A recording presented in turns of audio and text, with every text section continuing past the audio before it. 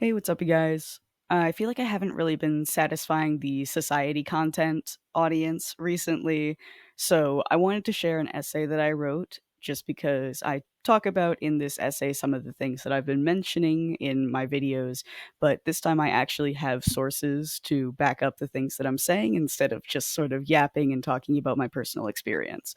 So I thought you guys might enjoy this.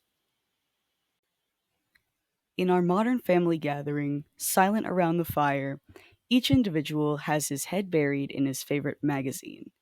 This quote is from the Journal of Education, published in 1909. The fear that a new technology will be damaging to the youth has been present for centuries. It is evolutionarily ingrained in adults to trust the circumstances that allowed them to survive to adulthood and be cautious of anything else.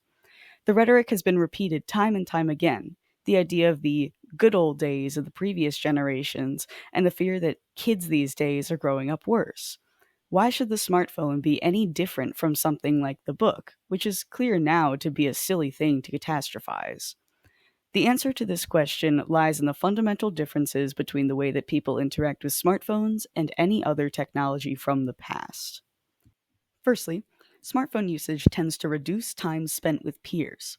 While magazines were usually read in the evening, after the day's events had come to pass and the family was beginning to settle in for the night after dinner, phones insert themselves into every hour of the day.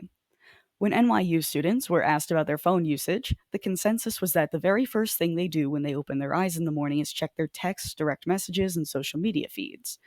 It's also the last thing they do before they close their eyes at night, and it's a lot of what they do in between. Well, usage during downtime before bed might not necessarily be a bad thing, no different from television or the radio. Studies have shown that the number of teens who get together with their friends nearly every day dropped by more than 40% from 2000 to 2015. And in comparing these numbers to smartphone adoption, it can be reasonably concluded that this time spent together is being replaced by time spent online. This is where smartphones diverge from technologies of the past. It is no longer just the one off nerd who would rather read a book than talk to peers. People are choosing, in significant numbers, to spend time on their phones rather than getting together in person. Further, even than just making the social interactions less frequent, anecdotal evidence suggests that the interactions people do have are littered with distractions, making them less deep and genuine as well. A 13-year-old was asked about her experience, and when she does spend time with her friends in person, she says that they are often looking at their device instead of at her. Quote, I'm trying to talk to them about something, and they don't actually look at my face, she said. They're looking at their phone, or they're looking at their Apple Watch. Social relations are deeply impacted by both the infrequency and inadequacy of face to face relations, and this is strong evidence that smartphones are the driver of the now common mental health issues, as having a robust social network of trusted peers is important to mental well being. When asked how people being on their phones made her feel, the child responded, It hurts. I know my parents' generation didn't do that. I could be talking about something super important to me, and they wouldn't even be listening. Humans evolved as social creatures and all possess the innate need to be with other people. When an object is able to overpower that primal desire and make us value it over those relations, it is reasonable to claim that the unprecedented spike in mental health issues may have something to do with this unnatural technology. Beyond relations with peers, smartphones distance people from the world they live in, shifting it to an abstract stream of information. The smartphone has come to perform a myriad of tasks in daily life, replacing many single use tools in the process.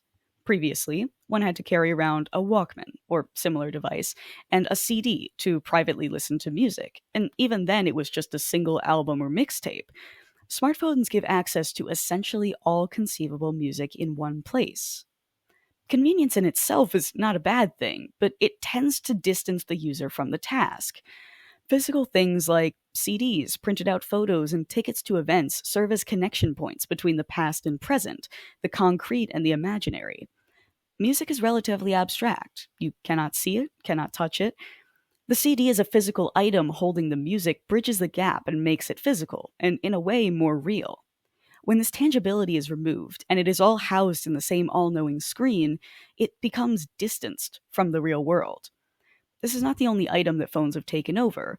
All the separate, dedicated chunks of matter we needed to use in order to accomplish these ends, the house keys and banknotes and bus tokens, are replaced by an invisible modulation of radio waves and reduced to the abstract.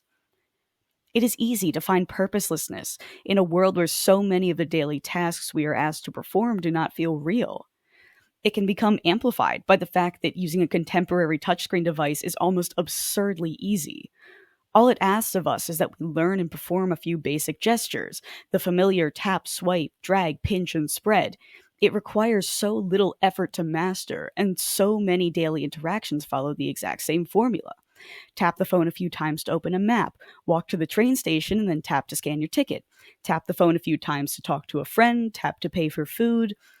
When pursuits as varied as taking a photograph, listening to music, and seeking a romantic partner all start with launching an app on the same device, and all of them draw on the same, relatively limited repertoire of habits and mindsets, a certain similarity inevitably comes to color each of them.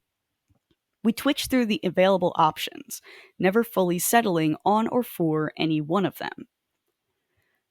The lack of physical connectivity to the world drains us, and we begin to feel a sort of disconnect and dissatisfaction. Still, we continue to participate in society, which has been shaped equally by the technology itself and the societal applications of it. Just as the lines between social and technological determinism blur as they feed into each other, the lines between real and digital become blurred. This negatively impacts the mental health of adults, so one can only imagine those coming of age in a confusing, placeless, ahistorical time, where the only thing interesting yet simple enough to stimulate the mind that has grown accustomed to exclusively simple gestures is a maelstrom of 30-second stories curated by algorithms designed to mesmerize them. It is no wonder that rates of mental health issues are increasing when it is becoming more and more difficult to separate the real from non-real. One may argue that there is not enough evidence to prove that smartphones negatively impact children because the science is new, and very few studies have been done on the children themselves, so the culprit cannot be determined.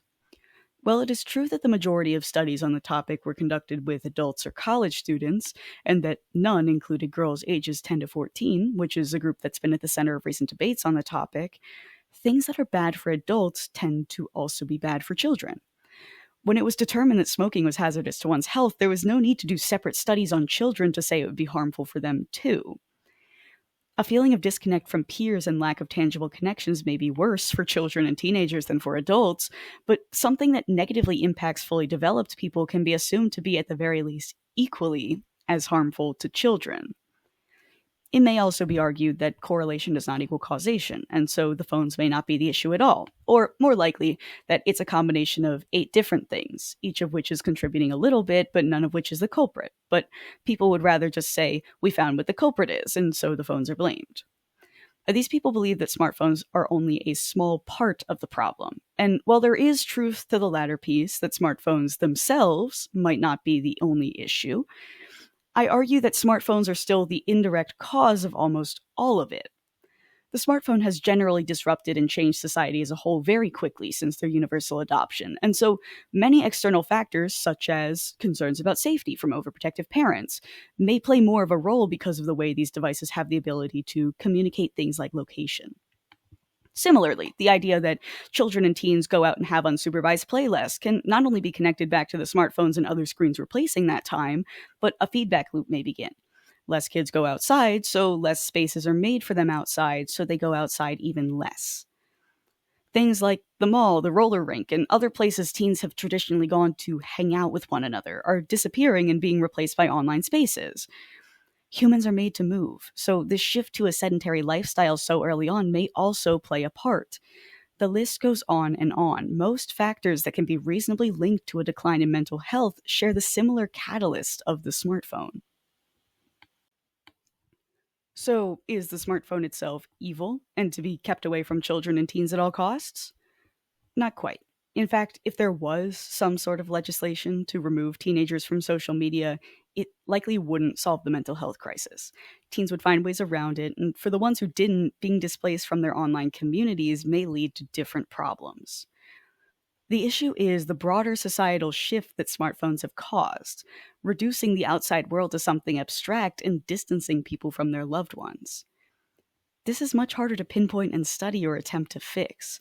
But it is important that it is acknowledged. As the rates of suicide and mental health issues grow dramatically year over year, it is clear that this time is different, and there truly is something wrong.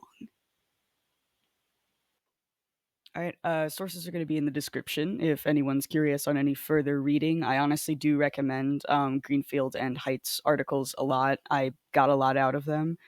Um, yeah, hope you guys enjoyed, and I will see you guys in the next one.